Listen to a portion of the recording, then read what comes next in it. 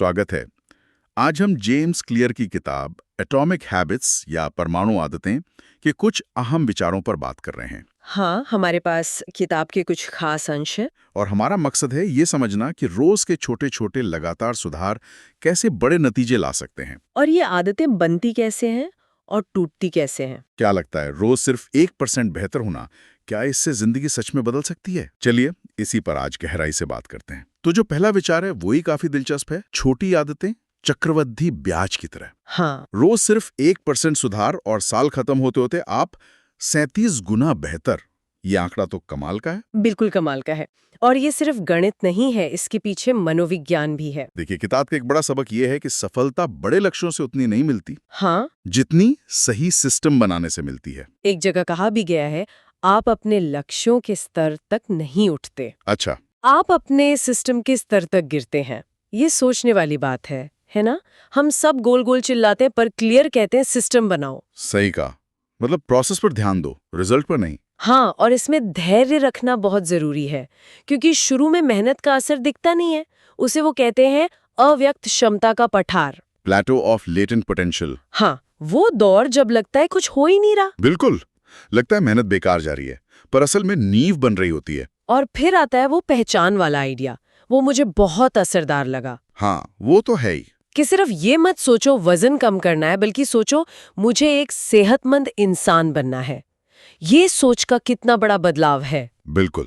हर छोटा काम जैसे सलाद खाना या सीढ़ियां चढ़ना, वो उस सेहतमंद पहचान के लिए एक वोट की तरह है। हाँ, ये क्या पाना है से ध्यान हटाकर कौन बनना है पर ले जाता है।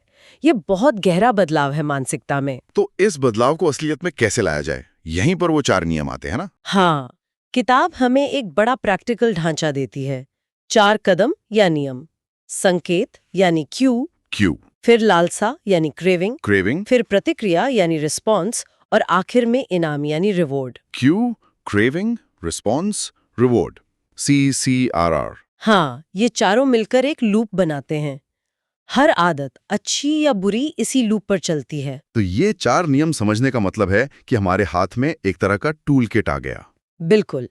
अच्छी आदत बनानी है तो संकेत साफ करो, लालसा आकर्षक बनाओ, प्रतिक्रिया आसान करो और इनाम संतोषजनक। और बुरी आदत तोड़नी है तो ठीक इसका उल्टा, संकेत छिपाओ, लालसा अनाकर्षक बनाओ, प्रतिक्रिया मुश्किल करो और इनाम असंतोषजनक। सुनने में तो ये बड़ा सीधा लगता है, पर जैसे पहला नियम है, इसे स्पष्ट बनाएं। इसका असल मतलब क्या है रोजमर्रा की जिंदगी में? देखिए, स्पष्ट बनाने का मतलब है पहले तो जागरूक होना, अपनी आदतों को पहचानना। अच्छा। किताब में हैबिट स्कोर कार्ड का जिक्र है। मतलब अपनी रोज की आदतें लिखो और देखो कौन सी अच्छी हैं, कौन सी बुरी। बस पता होना चाहिए कि आप करते क्या हैं। ठीक है, पहले जानना। फिर नई आदत के लिए एकदम साफ प्लान बनाओ। जैसे मैं रोज शाम 5 बजे अपने कमरे में 10 मिनट के लिए गिटार बजाऊंगा। समय और जगह तय करना। इसे इम्प्लीमेंटेशन इंटेंशन कहते हैं शायद। हाँ, वही। और एक और बढ़िया तरीका है हैबिट स्टैकिंग। हैबिट स्टैकिंग वो क्या है? मतलब अपनी नई आदत को किसी पुरानी जमी हुई आदत के फौरन बाद जोड़ देना। जैसे सुबह कॉफी पीने के बाद मैं 1 मिनट मेडिटेशन करूंगा। अच्छा, तो पुरानी आदत नई आदत के लिए एक ट्रिगर बन जाती है। बिल्कुल। और हाँ, माहौल बदलना बहुत जरूरी है। अच्छी आदतों के संकेत सामने रखो, बुरी आदतों के हटा दो। ये इच्छा शक्ति से ज्यादा भरोसेमंद है। मतलब अलमारी में चिप्स का पैकेट रखने के बजाय फल रखो। हाँ, बिल्कुल। प्रलोभन से बचना उससे लड़ने से ज्यादा आसान और कारगर है। ये बात तो माननी पड़ेगी। अब आते हैं तीसरे नियम पर, इसे आसान बनाएं।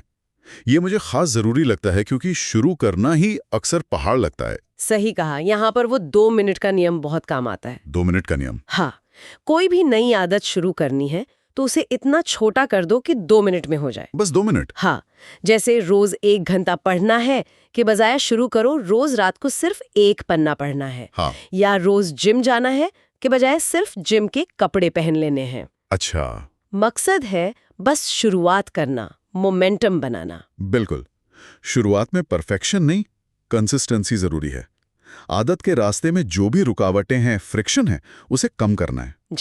जैसे जिम का बैग रात को ही पैक करके रख लेना, या हेल्दी खाना बनाने के लिए सब्जियां पहले से काट कर रखना। और बुरी आदतों के लिए फ्रिक्शन बढ़ाना है। अच्छा। इसमें ऑटोमेशन भी मदद करता है, जैसे बिल का ऑटो पेमेंट लगा देना या कमिटमेंट डिवाइस जैसे दोस्त से शर्त लगाना। हाँ, शर्त लगाने से थोड़ा दबाव बनता है। और चौथा नियम, इसे संतोषजनक बनाएं। ये कैसे करें? क्योंकि अच्छी आदतों का फल तो देर से मिलता है। सही पकड़ा आपने।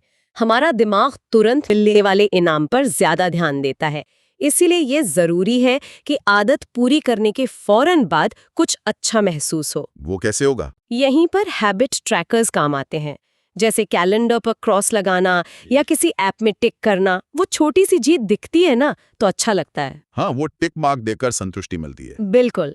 और एक अकाउंटेबिलिटी पार्टनर, यानी कोई ऐसा साथी जिसे आप रिपोर्ट करें, वो भी बहुत मदद करता है। मतलब किसी को बताना कि हाँ, आज मैंने ये किया। हाँ, उससे सामाजिक संतुष्टि मिलती है। और एक नियम याद रखना है, कभी भी 2 बार मत चूको। एक दिन छूट जाए कोई बात नहीं, अगले दिन जरूर वापस ट्रैक पर आओ। Never miss twice.